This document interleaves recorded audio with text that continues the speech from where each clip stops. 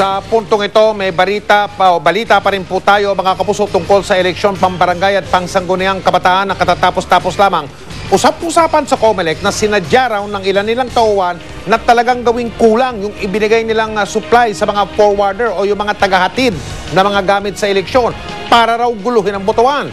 At hinala ng COMELEC Director Ferdinand Rafanan, pera ang dahilan kaya raw sinabutahe ang eleksyon. Nakatutok si Tina Panganiban Perez, eksklusibo.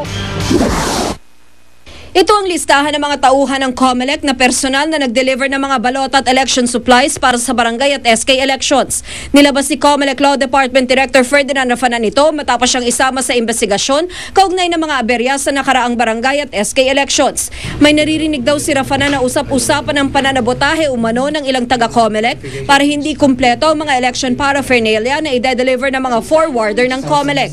Dinig-dinig ko din lang, kung i-deliver nila ng personal, meron silang cash advance daw. So doon din sila kumikita, siguro kahit konti-konti lang, pera din yan.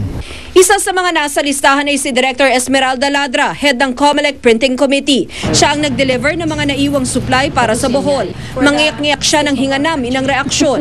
Nasasaktan ako. Kasi being the one who made extra effort na ma-deliver on time yung ating mga paraphernalias, parang ang sama-sama ng insinuation pa. 40,000 ang binibigay sa akin. I have almost cried because the amount that I have to pay for the 34 packages alone, 55,000. Sabi ni Ladra, pwede naman daw masilip ang kanilang liquidation report para masigurong napunta nga sa tama ang perang ibinigay sa kanila. Masama rin ang loob ni Assistant Director Ray Doma, head ng Packing and Shipping Committee, sa mga alegasyong nakadagdag ang kanyang komite sa delays nitong eleksyon. Bago pa raw nagkaroon ng papel ang kanyang komite sa preparasyon, malaking panahon na raw ang nasayang. Siya raw mismo ang nagikot at di raw simple ang proseso, lalo pat nagkahiwa-hiwalay sa tatlong warehouse ang mga election paraphernalia. Sana nga makomment pa dapat hindi lang yung PSC, no? Yung buong ESG, sana makomment pa yan na in 1 week natapos yung first supplies na mapak in 1 week. Hindi naman namin fault na madelay yung pagpapak dahil wala namang ipapak kulang-kulang Nilinaw niyang hindi nakibahagi ang kanyang komite sa 230 million pesos na bayad sa mga forwarder. Wala pa raw 1 milyong piso ang gasto sa personal delivery, kasama ng 800 pesos per day na per diem na mga tao at gasto sa transportasyon. Sa ngayon, hindi pa nagsisimula ang investigasyon ng fact-finding committee ng COMELEC sa mga delay nitong eleksyon. Nag-oorganisa pa lamang daw ito. Pero wala raw whitewash na magaganap kahit pa mga kasama nila sa komisyon ang iimbestigahan. I don't believe na may plan to sabotage di barangay elections. Pero sa akin, in case na meron man, yung at a lower scale, siguro personal gain. Sakaling may mapatunayang nagkasala, maaari siyang maharap sa kasong administratibo at kriminal. Sisilipin din ng komite kung lumabag ang mga forwarder sa kanilang kontrata. Tina Panganiban Perez, Nakatutok, 24 Oras.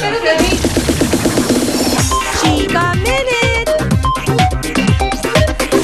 Very proud si Derek Ramsey sa ex-girlfriend niyang si Solen Yusaf dahil sa magandang performance niya sa Survivor Philippines Celebrity Showdown. Kamusta naman kaya ang alitan ng present girlfriend niyang si Angelica Panganiban at ni Claudine Barreto? Alamin sa chika ni Lars Santiago. Nagpapasalamat si Derek Ramsey na tumahimik na ang maingay na issue ng awayan ng girlfriend niyang si Angelica Panganiban at Claudine Barreto. Mas mabuti raw na hayaan munang ganito ang sitwasyon ni Claudine at Angelica na walang nagsasalita at walang gulo. Handa rin si Derek na magsilbing tulay upang magkaayos si Claudine at Angelica. Maybe one day be a bridge to fix it kasi may pinagsamahan. Ate ni Angel yun So yun, sana na lang mangyari yung araw na yun. Ngayong abala si Derek sa showbiz, tila susunod sa kanya ang dating girlfriend na si Solen Yusaf. Nakikita raw ni Derek si Solen sa Survivor Philippines Celebrity Showdown at sa pagpasok ni Solen sa showbiz. I even said, you're entering showbiz. She sang in the launch for Hayden. I wasn't able to attend, but I heard good reviews. At dati pa magaling na kumanta yan I think she wants to go into that side of showbiz. Ano naman kaya ang masasabi ni Derek sa pagkakalink ni Solen kay Richard Gutierrez? I don't know Richard personally. I know who he is, of course, but I don't know him personally. So I wouldn't know if their personalities would clash or would meet. But Solen's a very easy girl to get along with. Lars Santiago, updated sa Showbiz sa PNX. Sa press presentation ng mga kandidata sa isang beauty pageant kagabi, isang candidate ang nadulas habang rumarampa ng naka-swimsuit. Ang dahilan, nabasa raw kasi ang stage dahil sa pagbuhos ng ulan.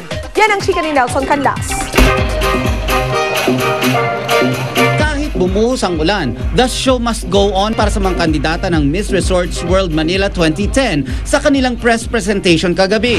Suot ang kanilang high fashion swimwear, hindi pa aawat ang mga candidate sa kanilang pagpapakitang gilas. This is Maxine Mamba, 24 years old, from Marikina. Good evening to everyone. This is Lenny Gamboa, 21 years old, from Mabalacat, Pampanga. Dahil na rin sa stage na nabasa sa ulan, hindi maiwasan ang aksidente sa isang kandidata. Pero poised pa rin na tumayo ang kandidata. Actually, it's not really a failure, but you know, it's an accident. So, I shouldn't be discouraged because it happens to everyone. Ang mga kandidata, isinusulong daw ang women empowerment. Ito raw kasi ang tsansa para iparating sa mundo na sa ganda, talino at pagiging magiliw, kayang iparating ng mga Pinay ang gandaan ng ating bansa sa buong mundo. Ang magwawagi kasi, magiging spokesperson ng resort sa iba't ibang function di lang dito, kundi pati na sa ibang bansa. I used to make fun of people who join pageants, but being here, I've realized that it actually takes a lot of intelligence and courage to stand in front of people and say what you want to say.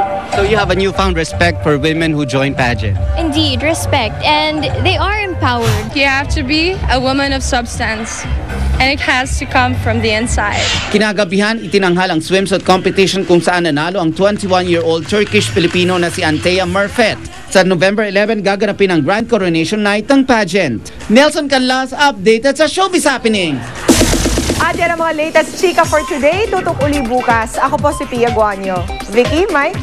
Thanks, Pia. At yan po ang mga balitang aming tinutukan sa nakalipas na 24 oras. Maraming salamat sa inyong pagtitiwala. 59 na araw na lang. Pasko na.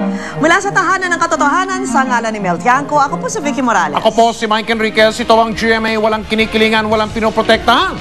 Walang kasinungalingan. Serbisyong totoo po lamang at dahil hindi natutulog ang balita. Nakatutok kami 24 oras.